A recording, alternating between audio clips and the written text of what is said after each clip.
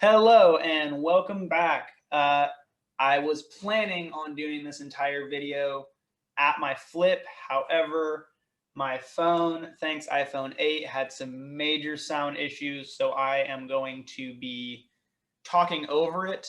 So if it looks like one of the old Godzilla movies where the mouth does not fit the words, that is why. So I apologize. I also wanted to show off for Greg. I got a dog in the background for you now. And then Moose, come here, bud. And then we even got another one here.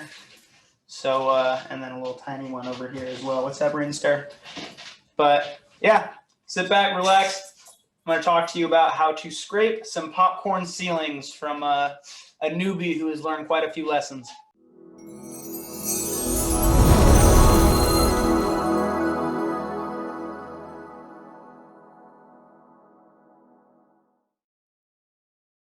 All right, the first thing I'm going to go over for scraping popcorn ceilings are just a few of the tools that you're going to need.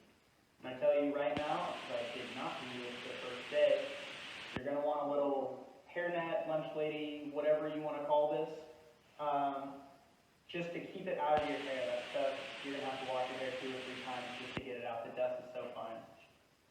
Definitely get some eye pro, whatever you want, make sure it's covering. I would actually recommend probably something more like the goggles, because those are going to fog up less from the mask and are going to protect your eyes a lot better. And then a mask. If you don't have your Sunburst face mask, shame on you, but otherwise you can get a normal mask. They work almost as well.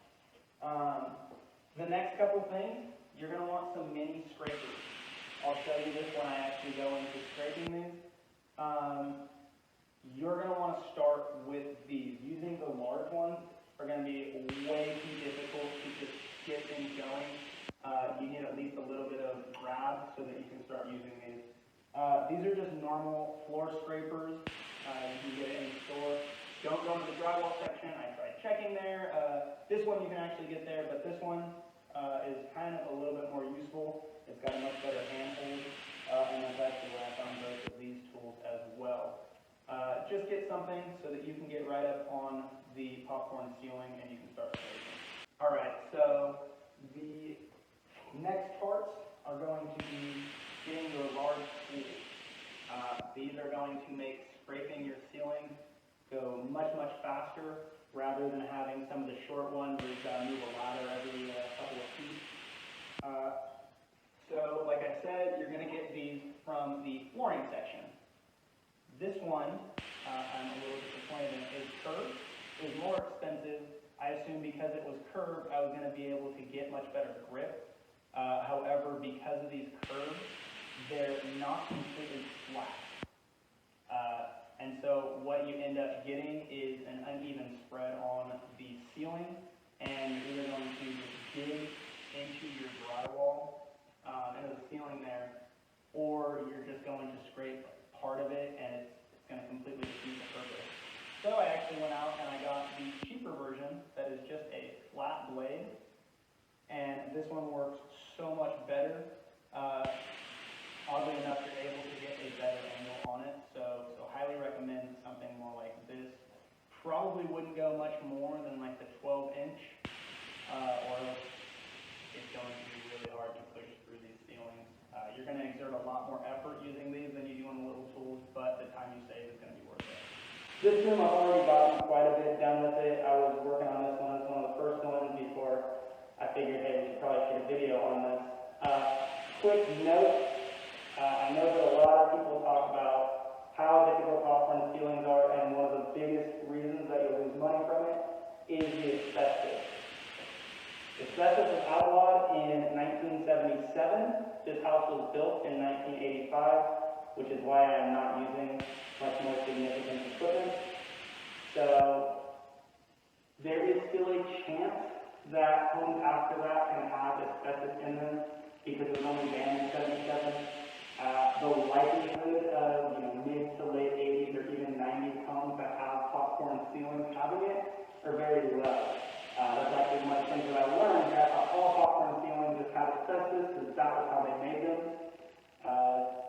You'll kind of see a difference. The popcorn ceilings that actually have the asbestos, they're able to get much more, I don't know what you want to call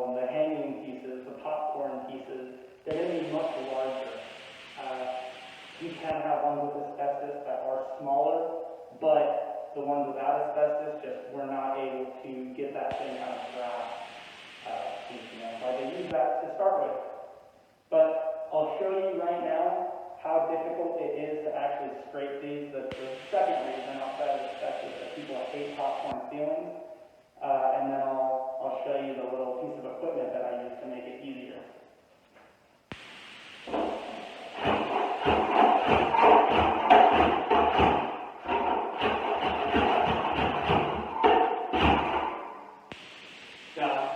That was just a small little piece, but if you saw I had to go over it a couple times, what you do a lot of the time, sometimes you'll get a good grasp on it, but you're going to take off the texture part, and then there's still going to be a little bit left, so you'll have to go back over it in order to get the rest of the piece off. We actually ended up getting this handy dandy little tool. It's just a $10 little sprayer. Pump it up, get a little mist out, and you'll just go over that, spray it on the ceiling, let it set in for maybe 15 or so minutes. Don't soak it, just get a light misting on it, and I'll show you in a second how much easier it becomes. I already took my handy dandy ladder here and one of my small scraper tools so that I can get a hold on the popcorn right here with the larger tool. So one of the things that I do as well, you can notice, I kind of leave my nose out. Probably not the right way to do it, but I care more about my eyes than my nose. Helps me not fog up my glasses as much. I would recommend probably just getting goggles or something like that that's not going to fog. So this one, I'm going to show you how much easier it is to actually scrape this after you spray it. Spraying it is actually a trick that I had seen online a couple times and honestly didn't believe it until the contractor that I had helping work on this place told me that that was the number one thing I had to do, so I figured maybe I should try it out. Let's see. Again, I'm short, so this still becomes a little bit more difficult.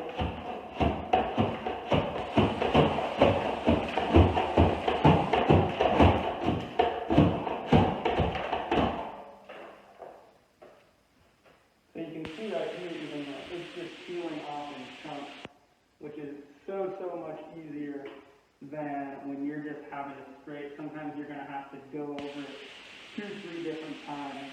This, just pressing a couple times into it, it's already taken off large pieces. Alright, so we've kind of gone over the basics, the things that you're going to need in order to scrape your popcorn ceiling. I just want to go out and say you're going to make mistakes. There's quite a few times where I would cut a little bit too deep, scrape off some stuff, catch the tape, whatever. Don't worry too much about it. It is a learning process for sure. I know that I am not doing this as well as a contractor would do, but to me this stuff is actually kind of cathartic in a sense. It's one of the things about, if you're vacuuming or getting to wipe windows that are really dirty, and it feels way better than if you just had to do normal maintenance. This is the kind of cleaning I enjoy doing. Take advantage of your small scrapers, especially when you get things like this. We had a little drywall seam that was coming undone, and so I could not get that with the large ones. There's a block here of tape. Take advantage of those small scrapers that you use. And then I also have been getting the corners around here with the small scraper just to make sure that I can just take the large scraper and I'm not going to have to run it into the wall or anything. Like I was talking about with these little minor things, just get that, I'm sure I'll remember the name later, but I'm not going to take too much time on it. The little pink stuff that you can put on to cover it. Do a little bit of your texture and then paint over it, and nobody will ever know. As long as you're not just stabbing straight into it, you're not going to materially affect your ceiling or anything like that. Quick recap, your best tools.